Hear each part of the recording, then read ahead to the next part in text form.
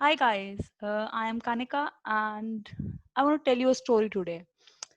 Approximately 2 साल पहले मैं अपने फेसबुक पेज पे स्क्रॉल कर रही थी और सडनली एक पोस्ट आई सामने जिसमें लिखा था missing and my son left home.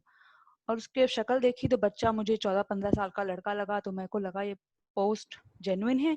तो उसको ट्रेस बैक करने के लिए मैं उस पोस्ट के ओरिजिन तक गई, जो मुझे उसके फादर के पेज पर ले गया, हु इज डॉक्टर जी बिदात।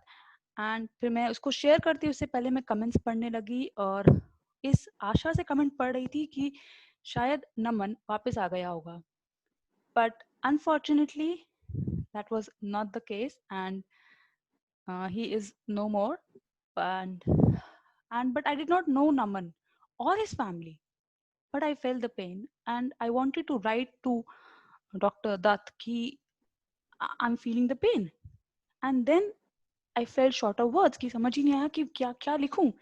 मैं ऐसा क्या बोलूं कि एक इतने ग्रीफ में जो फादर हैं उनको मैं क्या बोल दूं कि वो बेहतर फील कर सकें। और इसी चीज को शायद समझने की कोशिश में आज मेरे साथ हैं मिस चंद्रा रामामूर्ति, जो एक साइकोलॉजिस्ट हैं, थेरेपिस्ट हैं एंड नमन की मॉम भी हैं। Thank you Chandra ma'am for being with me. It's I want to thank you कि आप हमारे साथ हैं, अपनी स्टोरी हमें बता रही हैं। और जो भी सुनने वाले हैं या देखने वाले हैं, प्लीज इसका जो कारण है इस वीडियो को बनाने का, वो यही है मैं और आप और हम सब इस चीज को समझ सके कि अगर कोई भी दुख से गुजर रहा हो, उससे हमें क्या चीजें बोलनी चाहिए और क्या नहीं बोलनी चाहिए। और जिंदगी का यथार्थ तो ये है कि आप हो चाहे मैं हूं, हर किसी को कभी ना कभी जिंदगी में दुख को झेलना ही होगा। किसी अपने को खोने का दर्द हम सब ने झेला है, वो इतना बड़ा शायद नहीं झेला होगा, लेकिन झेला हम सब ने है। कभी दोस्त के रूप में, कभी किसी क्लोज रिश्तेदार के रूप में, पर झेला हम सब ने है। तो हम बात करते हैं मैम से। थैंक यू मैम हमारे साथ जुड़ने के लिए। So let me start with the basic thing. एक 4-5 दिनों का टाइम था आपके पास जब नमन मिसिंग था। ओके उस वक्त, और या फिर अगर हम नॉर्मल किसी और सिनेरियो में देखें तो हो सकता है किसी के फादर या कोई भी रिलेटिव, क्लोज रिलेटिव हॉस्पिटल में हो। उस वक्त हम क्या बोल सकते हैं कि एंजाइटी थोड़ी कम हो जाए? मतलब क्या बोलें ऐसा कि प्रॉब्लम को ना बढ़ाएं, ना उस आदमी को ज्यादा और एंग्शियस करें, या ना पूछे अरे मिल गया क्या, या कैसी तबीयत है अब तो व्हाट कैन उस वक्त क्या बोल सकते हैं ma'am? Hi Kanika, thank you. ये बहुत अच्छा अवसर है ग्रीफ के बारे में बात करने के लिए, क्योंकि हम सब जानते हैं दुनिया भर में लॉकडाउन है और ये एक ग्रीफ भी है कि हम लोग सब लॉकडाउन में अपने रिश्तेदारों को, अपने चाहने वालों को मिल नहीं सकते। जी दो हम लोग आज एक अलग ग्रीफ के बारे में बात कर रहे हैं। जो लेसन आज आप लोगों को बताना चाहती हैं, आई थिंक वो यूनिवर्सल है। कहीं ना कहीं उसका एडेप्टेबिलिटी है, तो वो हम इस्तेमाल कर सकते हैं। जी नमन जब मिसिंग गया वो था 23 सितंबर, और हमें पूरे 10 दिन लगे पुलिस से पता होने के लिए कि वो ही इज नो मोर, उसकी बॉडी मिली हमें। तो ये 10 दिन में हमें बहुत आशा थी कि हमें नमन जरूर मिल जाएगा, और उसी आशा से हमने उसके फोटो, उसके डिटेल्स पूरे वायरल कर दिए। मैं क्लिनिकल साइकोलॉजिस्ट हूँ, पर मेरा ज्यादा एसोसिएशन नॉन प्रॉफिट सेक्टर में है, और मैंने अपने सारे कॉन्टैक्ट्स, मैं अभी 8 साल से, जब से नमन 8th स्टैंडर्ड में गया था, तब से मैं कंसल्टेंसी और होम बेस्ड वर्क ले रही थी। पर जितने मैं कॉन्टैक्ट्स, पास्ट प्रेजेंट, जितने मैं जानती थी, सबको मैंने पोस्ट करके, सबको रिक्वेस्ट करके उसके फोटो वायरल करने की कोशिश की, ताकि हम पुलिस को भी मदद कर सके और हमें हमारा बच्चा मिल जाए। जी मैम। जब ये सिचुएशन होता है, जब गैप होता है इन नोइंग आउटकम, जब हमें नहीं पता है, जब हम बच्चे को खोज रहे हैं, या आपने अभी जैसे कहा कोई हॉस्पिटल में है और हम जी नहीं जानते उसका आउटकम क्या है, वो सबसे बड़ा एंजाइटी का फैक्टर होता है, सबसे ज्यादा इमोशनल फैक्टर होता है, जब हम प्रिडिक्ट नहीं कर पाते कि क्या है। जी और ये आउटकम एंजाइटी की वजह से हम लोगों को डिस्टेंस भी करते हैं, क्योंकि हम ऐसे लोग हमारे आजू बाजू में हम नहीं चाहते, हमारे पास में नहीं चाहते, जो हमें और एंग्शियस करे। हम्म, ये डिस्टेंसिंग ऑटोमेटिकली नहीं, अनकॉन्शियसली होता है, और ये वो खोजने के प्रोसेस में या हम हॉस्पिटल के चक्कर को समझने के प्रोसेस में हम ये करते हैं।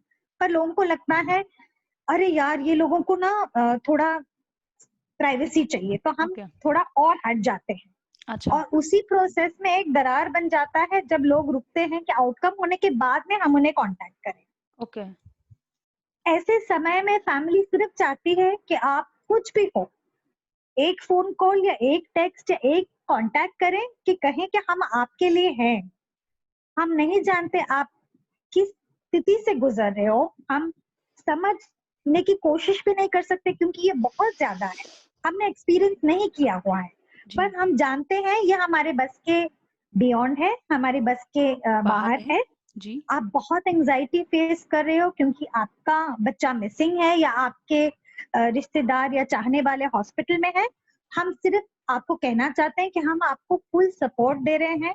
आप किसी भी तरह का इमोशनल फिजिकल सपोर्ट हमसे चाहते हैं, हिचकिचाइए नहीं, हम आपके पास में हैं। आप हमें मैसेज कीजिए, कॉल कीजिए, कोई भी समय पे हम आपके साथ हैं। इतना सिर्फ लोग सुनना चाहते हैं। भले ही आप उनके पास पहुंचो नहीं, भले वो आपसे कुछ मदद नहीं मांगने, वो नहीं चाहते कि आप उनको पैसे दें, आप उनको राशन भरें, but they just want to hear that assurance कि यू आर देयर। ओके, और ये कहने से कि हम नहीं समझ पा रहे हैं, वो बड़ी ऑनेस्टी है, जी, क्योंकि किसी के मन में क्या हो रहा है हम किसी तरह भाप नहीं सकते। बहुत से लोगों के पास बहुत इमोशन है, बहुत स्ट्रेस है, पर हम नहीं कह सकते कि हाँ I know what you are going through, we really don't know what they are one going is through. Going through, what one is going through. Okay, so first जो हम लोगों ने मैम से बात जरूर सीखी वो ये है कि इफ यू नो सम, किसी को जानते हैं जो हॉस्पिटल में है या कुछ ऐसी जैसी स्थिति मैम ने बताई वैसी है, तो please don't call them every 5 minutes. That would आपका कंसर्न शो नहीं करेगा कि अच्छा हमने अरे हर 1 घंटे में फोन करके पता कर लेते हैं। जरूरी है कि आप उनको सिर्फ इतना आश्वासन दे सके कि आप उनके साथ उस उस मोमेंट में हैं, उनके साथ आप इमोशनली हैं, हो सकता है फिजिकली ना, हो सकता है फिजिकली आपका होना उनको इतना मदद ना भी करे, क्योंकि आप उनके संग फिजिकली रह के अगर हॉस्पिटल का केस है भाग दौड़ करनी है तो शायद, लेकिन अगर और कोई केस है तो नहीं भी आप फिजिकली प्रेजेंट हो तो ज्यादा शायद फैमिली के लिए अच्छा होगा, जैसे मैम ने बोला। बट बेटर है कि आप थोड़ा डिस्टेंस मेंटेन करें। अब मैम उस बात पर आते हैं कि जब ऐसी ट्रेजेडी हो जाती है और इतना ऐसा मोमेंट आपके लिए आया या किसी के लिए भी आ सकता है, कोई बहुत ही करीबी जब आप खो देते हैं, what is the first thing that immediately people should say, जो आस पास जो, let's say if you are the first person who has to deal with somebody who has got this news, a shocking news like yours, और कोई भी ऐसी दुर्घटना, ऐसी कोई news जो इतनी बड़ी हो, तो क्या सबसे पहले क्या आकर क्या बोलना चाहिए, क्या करना चाहिए, मतलब क्या तसल्ली दे सकता है उस वक्त? एक चीज है कि कोई किसी को किसी तरह की तसल्ली नहीं दे सकता, क्योंकि ये हम होप करते हैं कि हमारे शब्द में मैजिक पावर है और वो बंदा ठीक हो जाए, ये कभी नहीं हो सकता। स्पेशली अगर किसी को हम परमानेंटली खो देते हैं तो उस चीज का कोई उस चीज की कोई आश्वासन, उस चीज का कोई आश्वासन नहीं हो सकता। हम्म, अ, एक कदम पीछे लेके बोलना चाहते हो, क्या नहीं बोलना चाहिए। जी मैम, थैंक यू। लोग जी, हमेशा पहले चीज कहते हैं कि ये भगवान के हाथ में था, ये फेट था, ये डेस्टिनी था, ये कर्मा था। अम, शायद बच्चे की उम्र इतनी ही थी, शायद वो सिर्फ 17 साल तक ही जीने वाला था। अ, ये सब चीजें अभी इतने साल के बाद मुझे लगता है ये लोग बुरे लोग नहीं हैं, दीज आर नॉर्मल पीपल। ये लोग वेल मीनिंग हैं, उनके मन में ऐसी कोई खोट नहीं कि भैया इनको हमें हर्ट करना है। पर जो शब्द आते हैं मुंह से वो भी कल्चरल है, हमें कहा गया है कि भैया ये सब भगवान की देन है, तो we always use those cultural crutches. अभी ये किसी न्यू bereaved पेरेंट या न्यूली bereaved रिलेटिव को हम बताएं तो उनको ये आश्वासन नहीं देता है। किस तरह से ये आश्वासन देगा कि मेरा बच्चा भगवान के पास है और मैं यहाँ अभी भी हूँ। यू नो, जी, लोग चाहते हैं कि हमारे बच्चे हमसे आगे जिए, हम नहीं चाहते कि हम अपने बच्चे को दफनाएं, उनको अग्नि दें। पर ये जब जी, बोलते हैं तो हर्ट करता है, कि गिल्ट फील होता है कि हम लोग अभी भी हैं, हमारा बच्चा नहीं है पर हम लोग अभी भी जिंदा है, क्यों? So even though it is well meaning, it does not serve a purpose, and ये हमें और ग्रीफ के अंदर ढकेल देता है और पुश कर देता है ग्रीफ। ओके। ये चीजों से किसी को सांत्वना नहीं मिलती, क्योंकि ये ग्रीफ जो है इसके भी साइकिल्स हैं। जो न्यू ग्रीफ है वो बहुत सीवियर है, बहुत सीवियर है, और उस समय में शायद वो पर्सन किसी को मिलना नहीं चाहता। सिर्फ जैसे आपने पहले कहा, उनसे सिर्फ उनको ये बताना कि हम हैं, रोज रोज नहीं बताना लाइक यू सेड, पर एक बार ही उनको ये जताना कि हम आपके पास हैं, आपको कोई भी मदद चाहिए हम हैं। To check on them without being intrusive, that could be helpful. क्या बोलना चाहिए? सिंपल ऑनेस्टी, कि हम नहीं जानते आप किस तरह से गुजरे, क्योंकि हमने कभी लाइफ में एक्सपीरियंस नहीं किया, पर हम जानना चाहते हैं और हम आपके साथ हैं इसमें। हम ये समझ नहीं पाएंगे क्योंकि हमारे साथ ही हुआ नहीं है, but we are with you in your grief and we would love to be helpful. You tell us how to help you. उनको डायरेक्ट करने दो, उनको बताने दो उनको आपसे क्या चाहिए, और उनको हमेशा सांत्वना ये दो कि हम आपके साथ हैं, भले ही हम इससे गुजरे नहीं हैं। Okay. That is the most helpful. Honesty is always helpful. The genuineness, genuinely अगर आप बोलते हैं कुछ भी, तो मैं इससे थोड़ा सा मैम इसी के बीच में जाना चाहूंगी कि कई बार होता है कुछ लोगों को बहुत ज्यादा, कहीं कुछ ज्यादा क्यूरियस लोग होते हैं दुनिया में। लाइक मैं अपने दादाजी का एग्जांपल देती हूँ। जब मेरे दादाजी हॉस्पिटल में थे तो उस वक्त कोई सी जानने वाले ने कॉल किया, नाम नहीं लूंगी, कि अच्छा अब कैसे हुआ, अच्छा हो डेथ हो गई। मैंने कहा जी मतलब कुछ देर। अच्छा कहाँ पे, कहाँ, मैंने बताया हॉस्पिटल का नाम। तो बोले अच्छा पहले तो वहां ले गए थे। मैंने कहा हाँ बट वहां नहीं हुआ, फिर यहाँ ले आए थे। अच्छा अच्छा, फिर यहाँ से कहीं और नहीं ले गए? नहीं यहीं पे। अच्छा अच्छा, नहीं मतलब चलो ठीक है, जहाँ पे लिखी हो। आई थिंक कुछ लोगों को बहुत इंटरेस्ट होता है जानने में कि क्या क्या प्रोसेस हुआ। और आपके केस में जहाँ पे एक नमन मिसिंग था and supposedly he committed, allegedly committed suicide, people, मतलब आपको क्या लगता है ये लोग, मतलब जो ऐसे सवाल करते हैं, ये मतलब ये मेंटली डिस्टर्ब्ड होते हैं? And I am very sorry if any one of you ask this question. आप शायद हो सकता है आप मेंटली डिस्टर्ब्ड हो। ऐसे लोग मैं मेंटली डिस्टर्ब्ड होते हैं कि क्या मतलब प्रॉब्लम क्या है, उन्हें क्यों जानना है कि मैं अपने दादाजी को एक हॉस्पिटल से दूसरे हॉस्पिटल लेके गई कि क्या किया?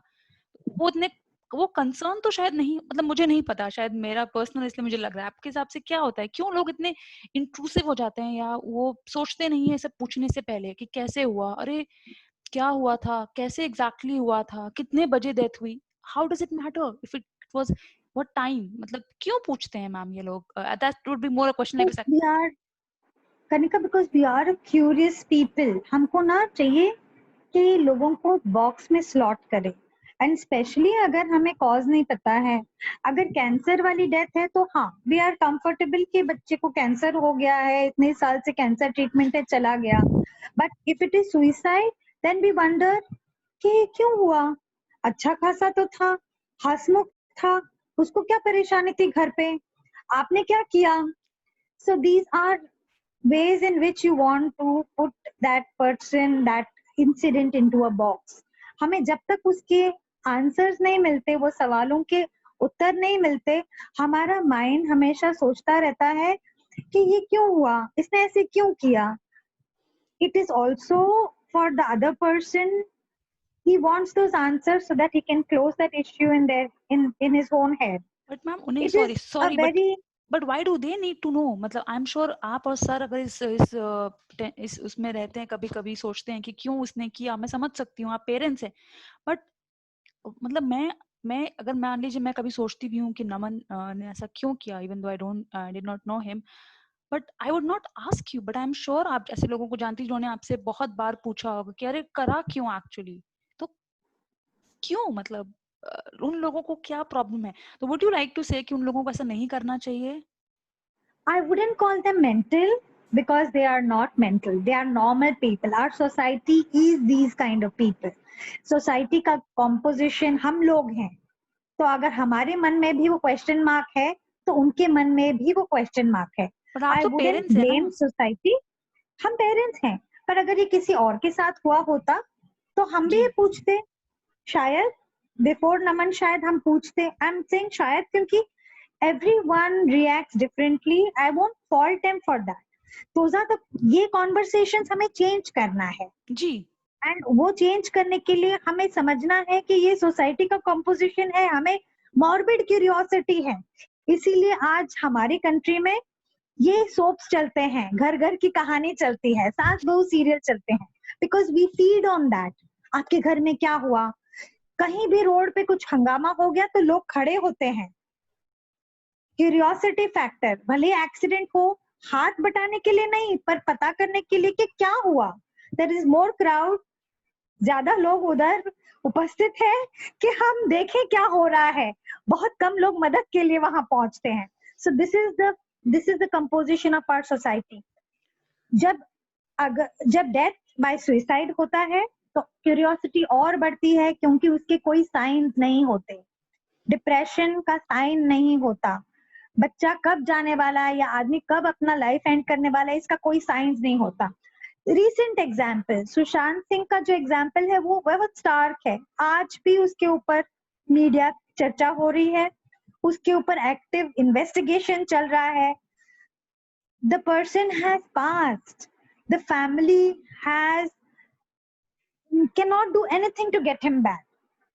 तो यहाँ जब हर रोज उसकी चर्चा होती है मीडिया में, हर जगह में केस इन्वेस्टिगेशन चल रहा है, फैमिली हर दिन उसका एक छवि पेपर में देखते हैं, उसका फोटो देखते हैं, उसकी जिक्र देखते हैं, it is traumatic for the parent, I am sure. It is very traumatic. तो जब भी ये केसेस आते हैं लोगों को नहीं समझता है कि इस वजह से ये फैमिली को डिस्टर्ब होगा, उन लोग को सिर्फ ये पता करना है कि ये क्यों किया उसने, अच्छा खासा था, हसमुख था, Sushant Singh was an adult, he was accomplished, intelligent, कितना अच्छा उसका चल रहा था। नहीं नहीं, यस, सबसे इंपॉर्टेंट बात है, लोग बोलते हैं कि वो बहुत इंटेलिजेंट था, तो he was an IIT guy, but how does it matter?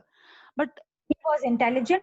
ये सब मिथ्स हैं कि जो इंटेलिजेंट हसमुख है। है, जो हसमुख है they can not commit suicide. I will not use the word commit, it's wrong. जो हसमुख है they can not die by suicide. जो बहुत इंटेलिजेंट है उनको डिप्रेशन नहीं हो सकता। ये मैंने फील्ड पे भी देखा है, जब मैं ट्रेनिंग कर रही थी और मेंटल हेल्थ, एक बच्चे की छवि दिखाई हेल्थ वर्कर्स को, ऑर्डिनरी नॉर्मल टीनेज स्टूडेंट का फोटो था, और उनको पूछा कि can this person have mental illness. सब लोगों ने कहा, all the health workers said नहीं, नॉट पॉसिबल। मैंने बोला आपको ऐसे क्यों लगा? जब पूछा तो उन्होंने कहा नहीं, तो ये नॉर्मल दिखता है। हमारा डेफिनेशन ऑफ नॉर्मल बहुत अलग है। Mental illness, mental health is inside the head, ये मैनिफेस्ट नहीं करता है। लोगों को लगता है डिप्रेशन मतलब वो हमेशा रोता रहेगा, मैडनेस मतलब हमेशा हंसता और रोता रहेगा। दीज आर ऑल क्लीशेज, ये स्टीरियोटाइप्स हैं जो हमने मूवी में देखे हैं। शायद पागल आदमी को मूवी में देखा है, हमेशा टैटर्ड क्लोथ्स और बाल एकदम हर तरह के, ये जी स्टीरियोटाइप्स हैं। ये स्टीरियोटाइप देख के हमें लगता है ये आदमी तो सही दिख रहा है, अच्छी तरह से कपड़े पहना हुआ है, हंस रहा है, बोल रहा है, इसको क्या डिप्रेशन हो सकता है? So we are guilty of reinforcing stereotypes. Lot of people, हमें बहुत से लोगों ने कहा ये तो डिप्रेशन में था क्या? मैं बोला हाँ, नमन को डिप्रेशन था। जी मैं allegedly died by suicide कह रही हूँ क्योंकि नमन left home जी and हमने 10 दिन तक उसको खोजा कि had depression, उसका कोई डाउट नहीं है, and we have acknowledged it and we were very open about it. उसकी मेडिसिन चल रहे थे, उसकी थेरेपी चल रही थी, वो बहुत अच्छा रिस्पॉन्ड कर रहा था ट्रीटमेंट को। हम ये भी जानते हैं कि it is not the same, depression को आंकना बाहर से बहुत मुश्किल है। रिस्पॉन्स टू थेरेपी ऑलवेज हमें ऐसा लगता है कि हाँ वो बातचीत कर रहा है, उसमें कुछ साइंस दिखते हैं जिसकी वजह से हम सोच रहे हैं हाँ वो अच्छा रिस्पॉन्ड कर रहा है, पर मन में क्या होता है, हमारे दिमाग में क्या थॉट्स चल रहे हैं, वो किसी को नहीं पता चलता। और पेशेंट्स हमेशा बहुत क्लेवर भी होते हैं, दे hide it.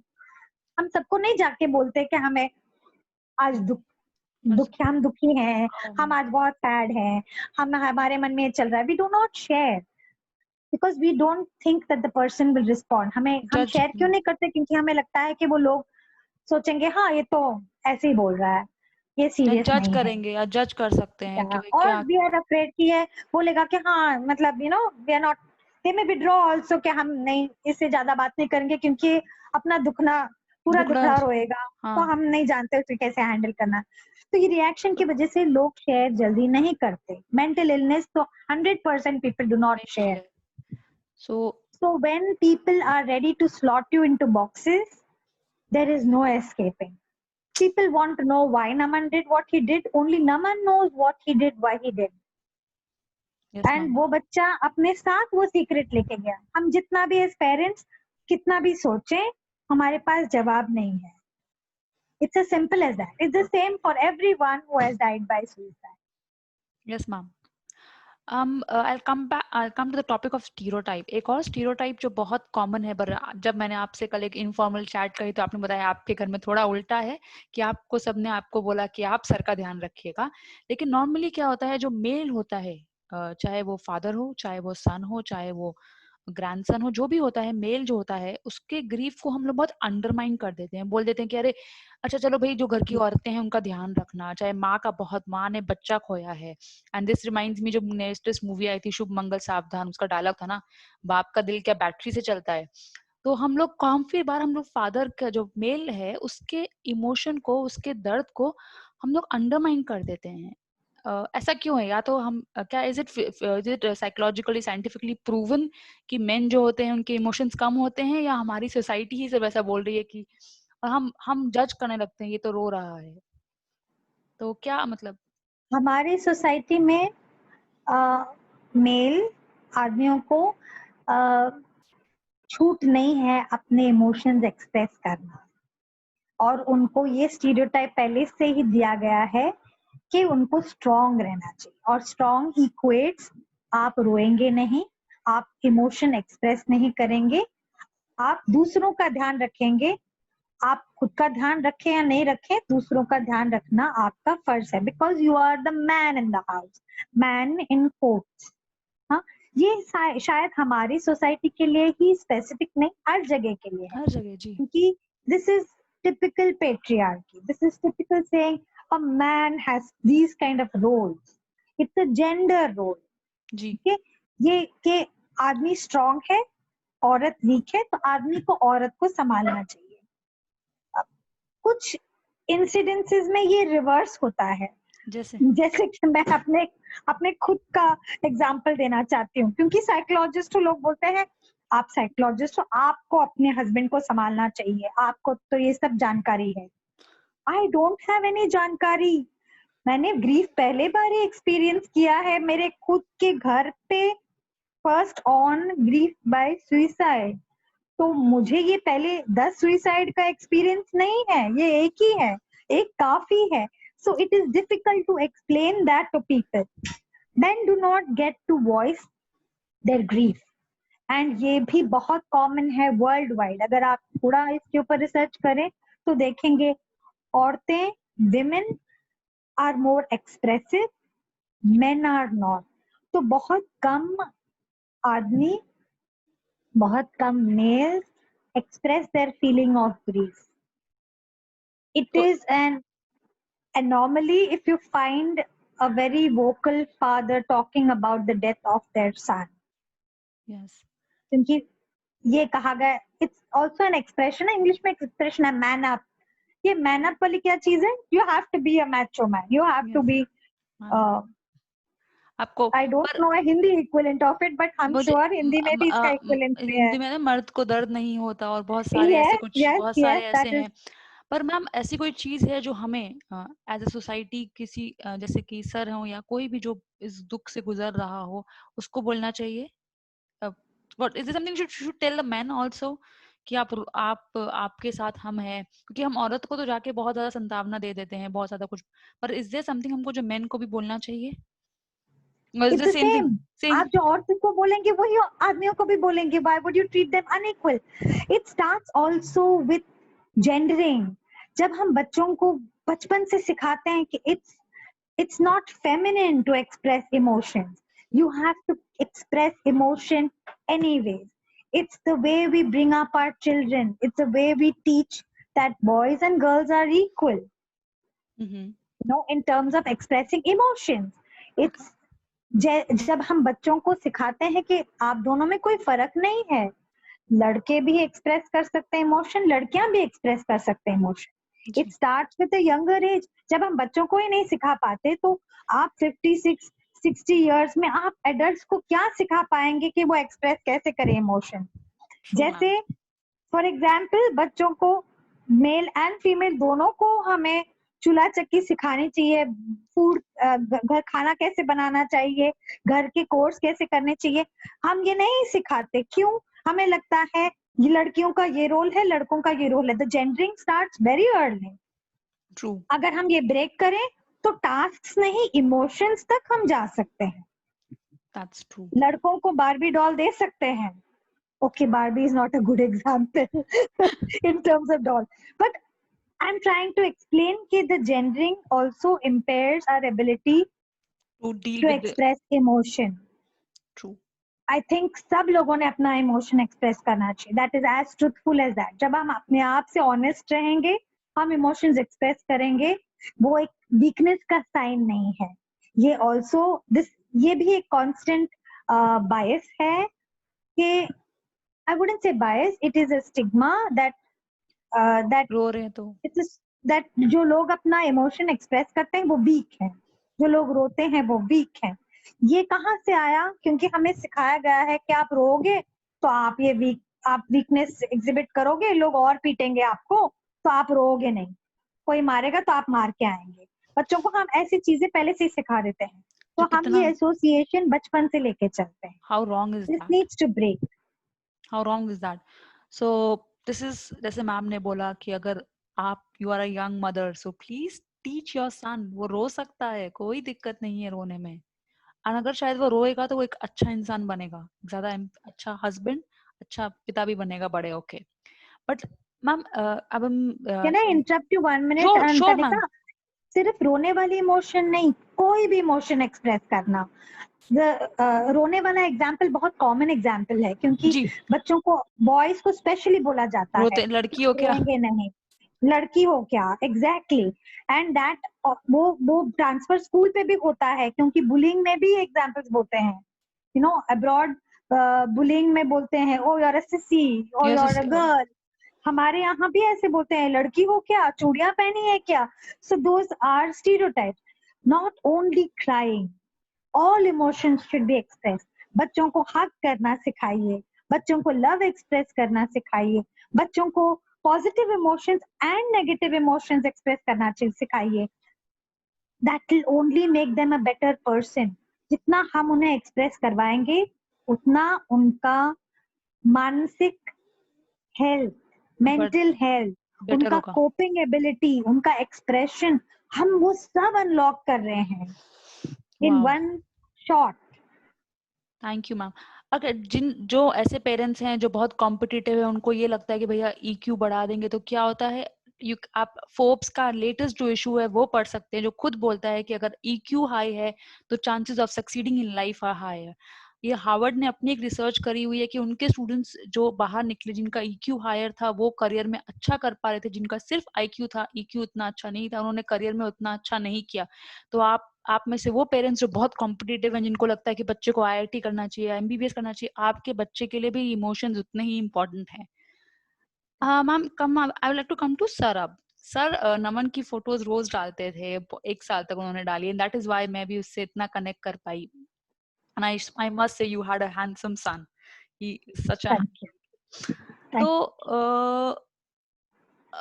that was sir's way of doing it ना, कि सर रोज फोटो डाल रहे थे, सर का अपना इमोशन था, सर हर फोटो के पीछे कहानी लिख रहे थे.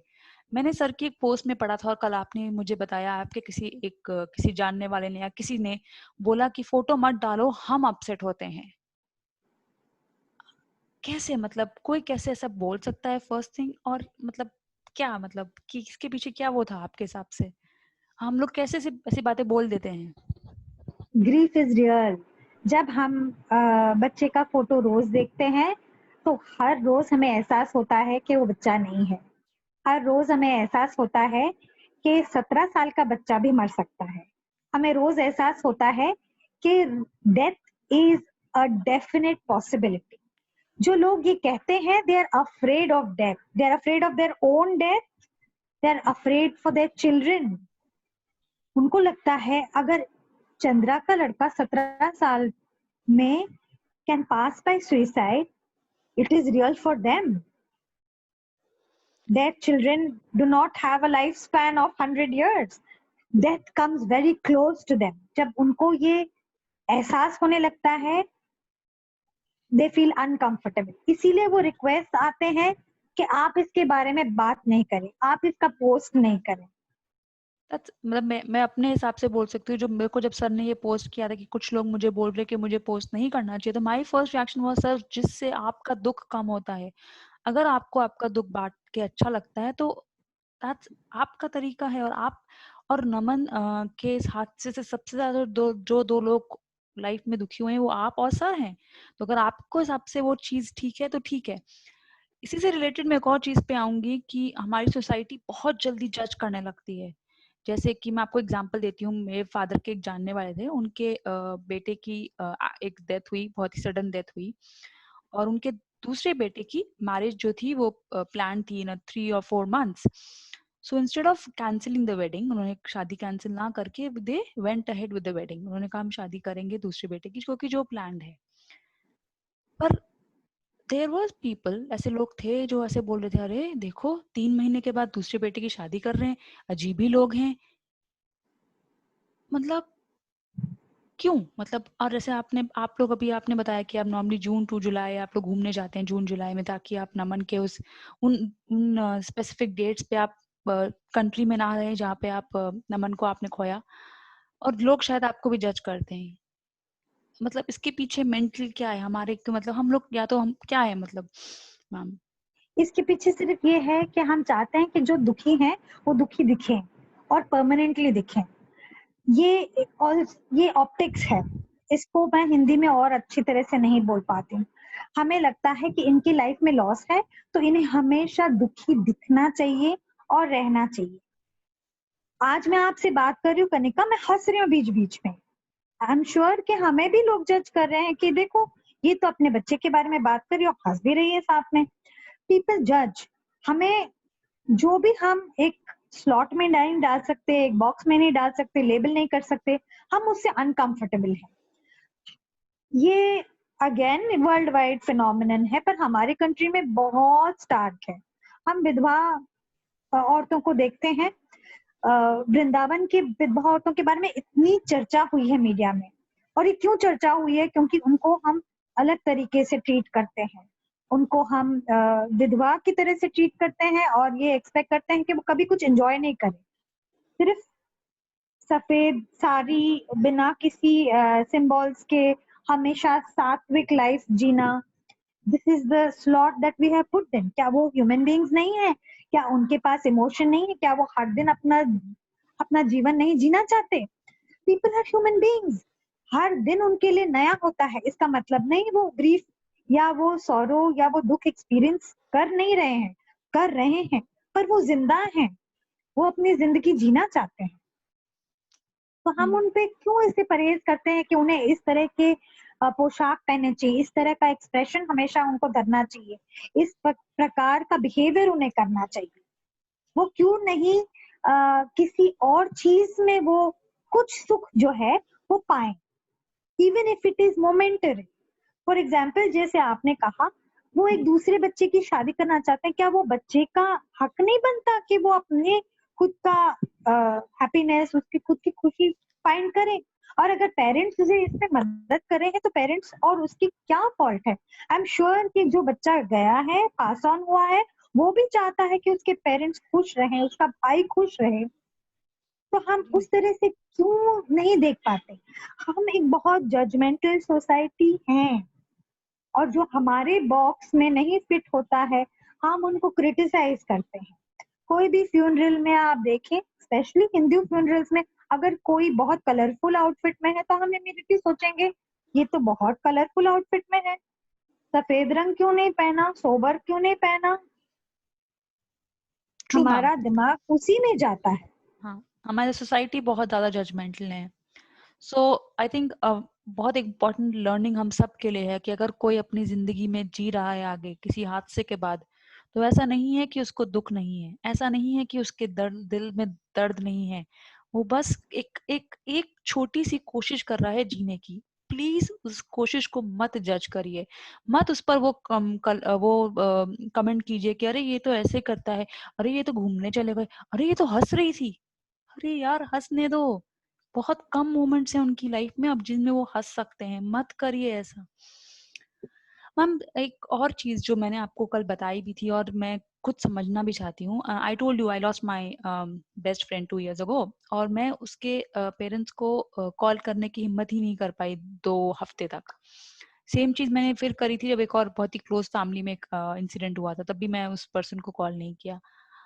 तो ऐसे में आप क्या सजेस्ट करेंगे? क्योंकि देखिए एक एक तो होता है मेन फैमिली जो ग्रीफ में है, जैसे कि आप हो गए या नमन सर हो गए, या मैं से मेरी फ्रेंड थी उसके पेरेंट्स थे।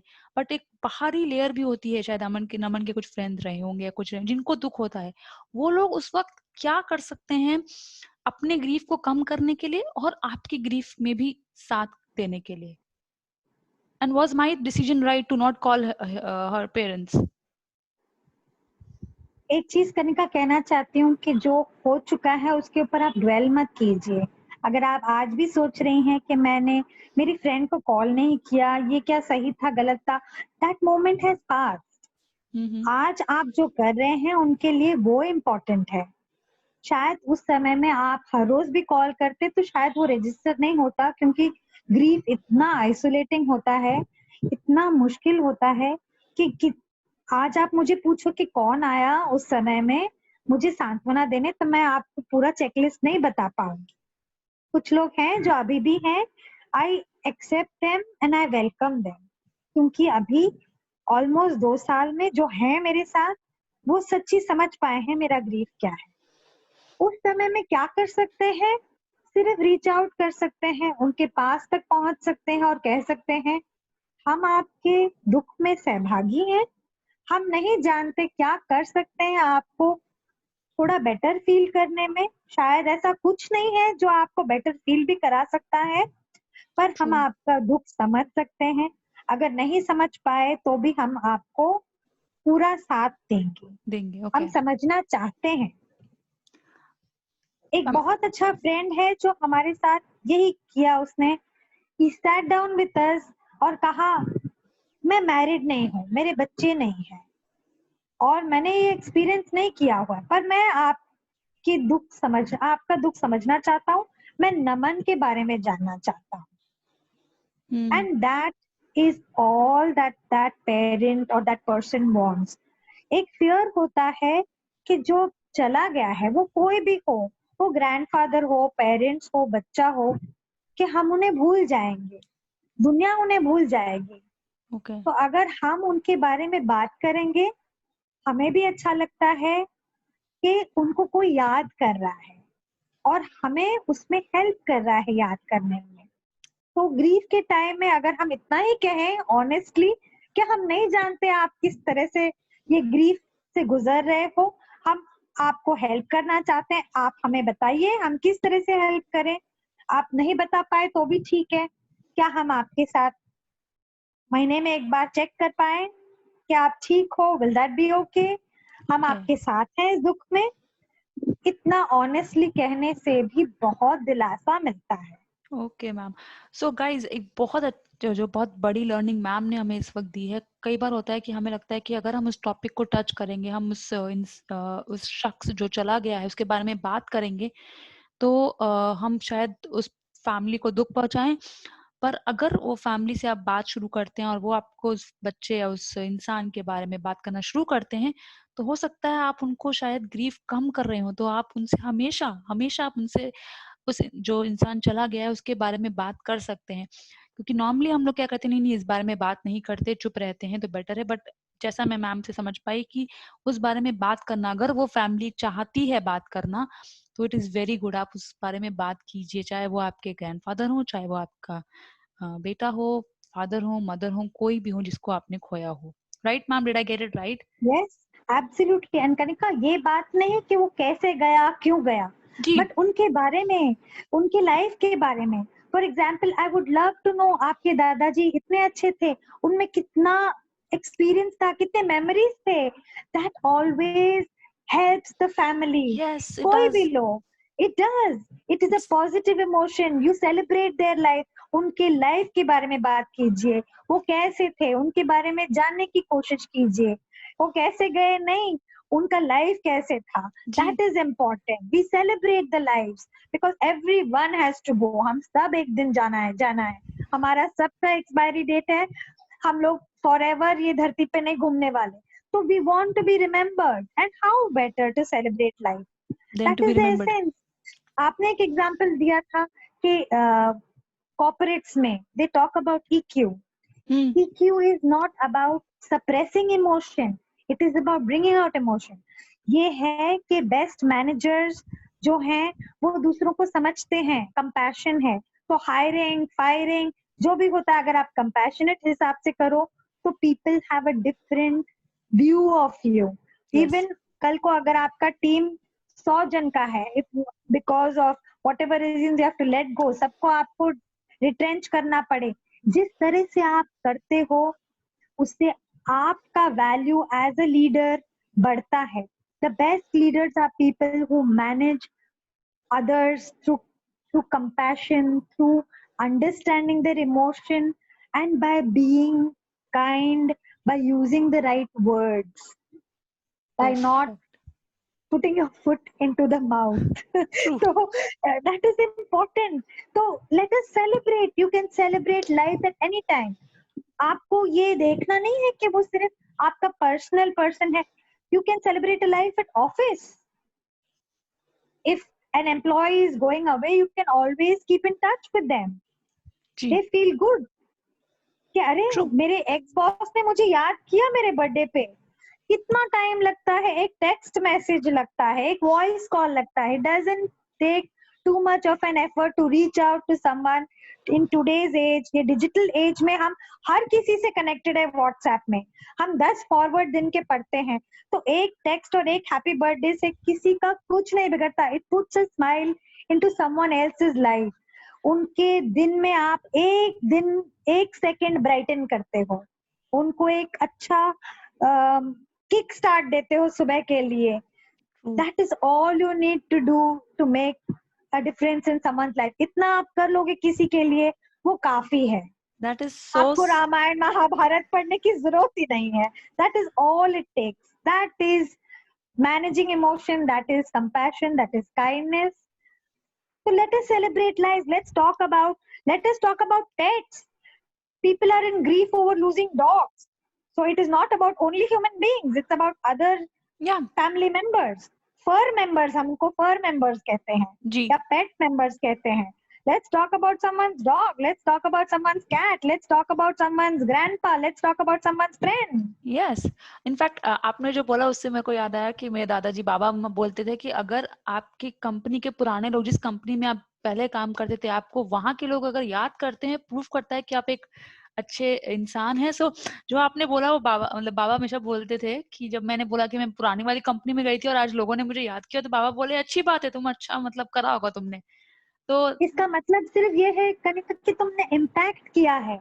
और इम्पैक्ट का मतलब नहीं है कि तुमने इतने पैसे इकट्ठा किए, कि तुम्हारे पास इतने बंगले हैं, इतने गाड़ी हैं. It's about being a good human being. आपको लोग याद करें क्योंकि आप अच्छे इंसान हैं, वो ना तो कि नहीं पता आपने मैम. कुछ बड़ा, या ना कि आपके अचीवमेंट के ऊपर. आप, you must have been a lousy manager, you know, but you're a good human hope being. Not. That is, no, I didn't mean you, but I mean to say generically, how you are is not, they will remember you for the person you are. True. And that's the important, वो सबसे बड़ा legacy है जो हम छोड़ पाए. हम लोगों को अच्छा इंजीनियर बनाना चाहते हैं, अच्छा डॉक्टर बनाना चाहते हैं, अपने बच्चों को हम अच्छा ह्यूमन बीइंग नहीं बनाना चाहते. I think that's important. That's so Don't important. talk about careers, talk about making your child a good human being. अगर बच्चा, हम पूछे आपका बच्चा क्या कर रहा है, I would love to say my son is a good human being and he's on the path to becoming one. Wow. That's good. That's awesome. That's awesome. But I don't know the society would accept that. Society would like a son or a daughter to become doctor or engineer more than a good human being. Well, Yes, unfortunately, but Kanika, a good doctor and engineer doesn't mean that he's a good human being. It doesn't talk about values, चरित्र, values, beliefs. ये सब important है. और जब ये सब नहीं है, तो आप क्या करोगे? आपका achievement तो सिर्फ materialistic है. true, ma'am. Very true. Okay, I'll just take 5 more minutes of you and I'll just ask you 5 things जो हम बोलते हैं और मुझे बताइएगा कि वो गलत है, सही है, क्या है. जैसे आपने भी मुझे कल बताया और काफी लोग ऐसे करते हैं कि मैं अपना एक पहले स्टार्ट इस एग्जांपल से करते हैं मेरे दादाजी का. कितने लोग आए उन्होंने बोला कि भाई देखो अब तो देखो उम्र तो हो ही गई थी. तो उम्र तो हो ही गई थी, ये बहुत कॉमन है. और चलो उम्र हो गई थी, दो एक ही दिन हॉस्पिटल में रहे, चलो ठीक है, चलो चलो अच्छी तरह चले गए. डू पीपल रियलाइज कि ये कितना गलत है बोलना, और ये गलत है कि No. नहीं है मतलब. Yes, but everyone is at fault, including me. क्योंकि हम जज करते हैं एक क्वालिटी होना चाहिए डेथ का जो टिक मार्क हो सके. There is no quality to death. जो गया जो पर्सन एक्सपायर हो गया है. That's a loss. It's a permanent loss. उसका कोई अच्छा नहीं होता. No, the loss is never good for okay anyone. Okay. तो फर्स्ट थिंग, जब हमें कहते हैं कि उनकी तो उम्र हो गई है, वो तो अपने नींद में ही चले गए, अच्छा है, ऐसा ऐसा डेथ सबको लाभ हो. No one wants to die. मेरा पहला सवाल उनसे है कि आप मरना चाहेंगे इस तरह से?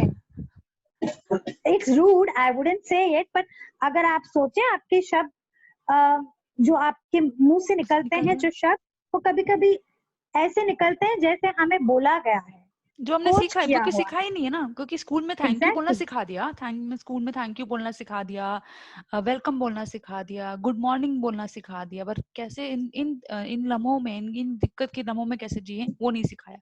सेकंड मैम, जो आप सॉरी सेकंड वाज कि कई बार लोग अपने दर्द को आपके दर्द से इक्वेट करते हैं. कि फॉर एग्जाम्पल जैसे कि आपको आके बोलें कि भाई मैंने अपने चाचा जी को खोया है, या मैंने अपनी दोस्त को खोया है, या मैंने इसको खोया है. Because what do you think about जब लोग आपको आके कई बार ये भी बोलते हैं, आपने मुझे बताया था. मैं उनसे सिर्फ पूछूंगी, जब लोग बोलते हैं मेरा तो कुत्ता मर गया, कुत्ता इक्वेट्स दमन. मेरे दादाजी थे 90 इयर्स के थे, वो चल बसे. मेरा लड़का है जो 17 साल का है, वो भी चल बसा. There is no equating grief. हम ये क्यों बोलते हैं? ताकि हम उनसे एक अपनापन बना पाए, एक बॉन्डिंग बना पाए. पर ये बोलने से हम ये कह रहे हैं कि आपकी ग्रीफ और मेरी ग्रीफ सेम लेवल पे है, जो जो नहीं नहीं हो है, सकती. जो किसी में भी नहीं हो वो सकती नहीं हो शायद. सकती. हर पर्सन का ग्रीफ यूनिक है. जो पर्सन अपने एल्डर को खोता है, वो अपने अलग ग्रीफ से गुजरता है. जो पर्सन अपने इन्फेंट को खोता है, 9 बरस के बच्चे को खोता है, वो अलग ग्रीफ में है. जो पर्सन 17 साल के बच्चे को खोता है, वो अलग ग्रीफ में है. हम एक प्लेन में सबको डालना चाहते हैं और बोलते हैं आप सब ठीक हो, आप ये बॉक्स में रहो. It's not the same. It is true. Different for different people and we will miss them. आप जो भी कहें, जो पर्सन ग्रीफ एक्सपीरियंस करता है वो तो लॉस एक्सपीरियंस करता ही है. कम ज्यादा नहीं है इसमें. इसमें हम पता नहीं क्यों इतना वो करते हैं. अरे तुम्हारे तो हम सिर्फ तुलना करना चाहते हैं कि भाई आई हैव मैं जानती हूँ मदर्स जो अपने बच्चों को खोते हैं, दे फील कि जो एल्डर गया है वो ठीक है, पर बच्चा गया है वो ठीक नहीं है, क्योंकि वो एबनॉर्मल डेथ है. जी. मैं उनका रैशनल समझती हूँ, क्योंकि ये भी है कि पेरेंट्स अपने बच्चों को अपने पहले नहीं खोना चाहते, अपने बच्चों को अग्नि नहीं देना चाहते. आई जी. Understand the rational, but grief grief होता है. जो पर्सन अपने पेरेंट्स को खोता है, उनका ग्रीफ भी उसी लेवल पे है जितना वो औरत अपने बच्चे को खोती है. हम किसी की तुलना नहीं कर सकते. It's like Apple and oranges. It's okay. Very subjective, individualistic. तो हमें ऐसा नहीं करना चाहिए गाइस. तो अगर आप किसी ऐसे को जाके मिल रहे हैं तो प्लीज ऐसा मत कीजिए. थर्ड, जो ऐसे आपने स्टार्टिंग में बोला कि कुछ लोग बोलते हैं, आपने एक्सप्लेन भी किया कि यहाँ पे इतना ही वक्त था. कुछ लोग बोलते हैं चलो अब सफरिंग खत्म हो गई, चाहे वो कैंसर के केस में हो या फिर नमन के केस में था कि वो शायद डिप्रेशन में था. तो जब ये ऐसा बोलते हैं, क्या ये बोलना सही है कि अरे चलो अब यहाँ पे सफर नहीं कर रहा, he is at a better place. Better place जो बोलते हैं ना, एक बेहतर भगवान के पास है या एक बेहतर जगह है और he is at a better place. Is it a good thing to say? Does it help parents? किसी? It does not help. It hurts. क्योंकि it hurts. I want to be in that better place. मैं भी जाना चाहती हूँ better place पे, क्योंकि अरे, मेरा लड़का उधर है. It's a simple reaction. अगर मुझे कोई ऐसे बोले तो मैं पहले वही कहूंगी. There is no better place. We do not have evidence of a spiritual world. We would love to, but it gives us some kind of a balm. एक अपने हार्ट पे एक बाम होता है कि अच्छा बच्चा वहां चला गया. ये कहने के लिए, सांत्वना के लिए बहुत अच्छी चीज है, but it doesn't help, specially if it's a very raw grief okay. कि For बच्चा चला गया है. एंड सफरिंग, हम लोग तो सब सफर कर रहे हैं, उसका सफरिंग इस तरह से. एंड आई वुड रादर, मैं चाहूंगी कि वो बच्चा मेरे आंख के सामने रहे और सफर करे. If you ask me as a parent, he is physically here. No parent wants their child to die. कोई भी माता पिता नहीं चाहेंगे कि अपने बच्चा इस तरह से जाए. okay. कोई भी चाइल्ड अपने पेरेंट्स को नहीं देखना चाहते डेथ बेड पे या हॉस्पिटल पे या हुक टू वेंटिलेटर. आप कोविड को लीजिए, no child wants to see their elderly Parents. in a hospital. It's difficult times. It's not easy. We don't want to see people dying. तो जब हम ये कहते हैं कि हाँ उनका टाइम हो गया है, वो अभी बेटर प्लेस में, उनकी सफरिंग एंड हो गई है, हम नहीं जानते उनको क्या चाहिए था. शायद वो नहीं चाहते थे वो जाना. They did not want to end their life. It is not a choice. Okay. It is the illness that is a choice. It's a mental illness that is a choice that has pushed them to this extent. Okay. And second last ma'am, वो बहुत common है, time is a healer, time is a best healer. वक्त सब ठीक कर देता है. Is this helpful और is it true? It is not. It is true in the sense that time dims the grief. जो Okay. वक्त है वो हील नहीं करता. आप कभी उनको भूलेंगे नहीं, पर जो दुख है उसको नम करता है, उसको कम करता है. दुख हमेशा रहता है, पर जब आप खुद एग्जामिन करेंगे, आप अपने दिल को टटोलेंगे, मेमोरीज आ गए. Okay. आपको हमेशा याद रहेगा कि वो किस तरह से गए. वो एक सैड मेमोरी हमेशा रहेगी. It doesn't take away the grief. वो अपने ग्रीफ को पूरी तरह से बुझाता नहीं है, दुख को, उसको पेन को कम करता है. तो time only helps in that. is it a good thing to say or not? No. No. Okay. Why? Because it is very subjective to everyone. तो जब हम अपना मुंह खोलेंगे किसी को कुछ सपोर्ट करने के लिए, तो ये क्लीशेज इस्तेमाल न करें.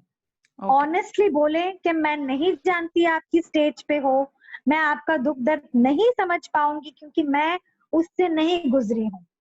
भले ही मेरे पिताजी चले गए हैं, भले ही मेरा लड़का चला गया है, मैं फिर भी ये कहना चाहती हूँ कि मैं आपका दुख नहीं पूरी तरह से समझती हूँ. मैं सिर्फ ये कहना चाहती हूँ कि मैं आपके साथ हूँ और मैं समझना चाहूंगी. That's the only way to express.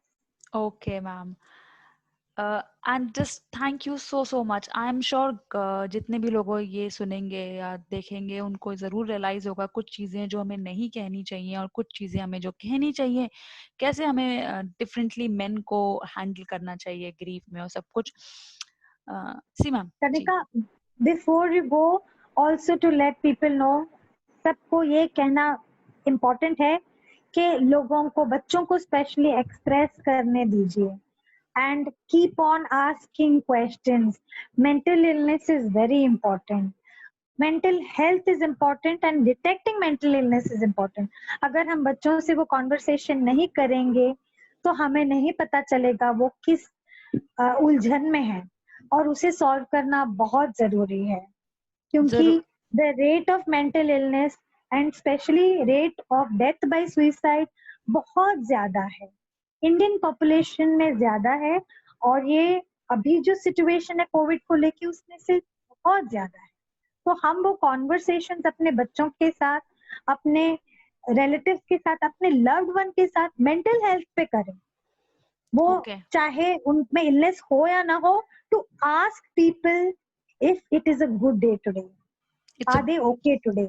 Okay, that reminds me what Sheryl Sandberg said, जो फेसबुक की सीएफओ हैं, उन्होंने अपने हस्बैंड को एक दिन सुबह अचानक खो दिया, और वो उन्होंने बहुत ही अच्छा लेटर लिखा है, आप उसको जरूर गूगल करेंगे, आपको मिलेगा, आप ढूंढें और पढ़ें। उसमें उन्होंने लिखा है कि हाउ आर यू मत पूछिए, हाउ आर यू टुडे पूछिए, बिकॉज कोई भी इंसान जो किसी भी तरह की इमोशनल, सिर्फ ग्रीफ ही नहीं, किसी भी इमोशनल टर्मोइल से गुजर रहा हो, उसके लिए बहुत जरूरी है कि वो एक एक दिन जी रहा है, तो उसको हाउ आर यू टुडे बोलिए। और आज के दिनों में जब कोविड पूरी तरह फैला हुआ है हमारे पूरे देश में, प्लीज अपने हर दोस्त को उसको पूछिए कि how are you today. Today is a keyword guys. And अगर आपको ये अच्छा लगा है वीडियो, तो please learn the things we have learn from ma'am today. उनको याद कीजिए, और ये गलतियां फिर मत दोहराइएगा, क्योंकि जानते हुए या ना जानते हुए आप किसी को दुख पहुंचा रहे हैं जो ऑलरेडी दुख में है। So thank you ma'am, thank you so much. Thank you so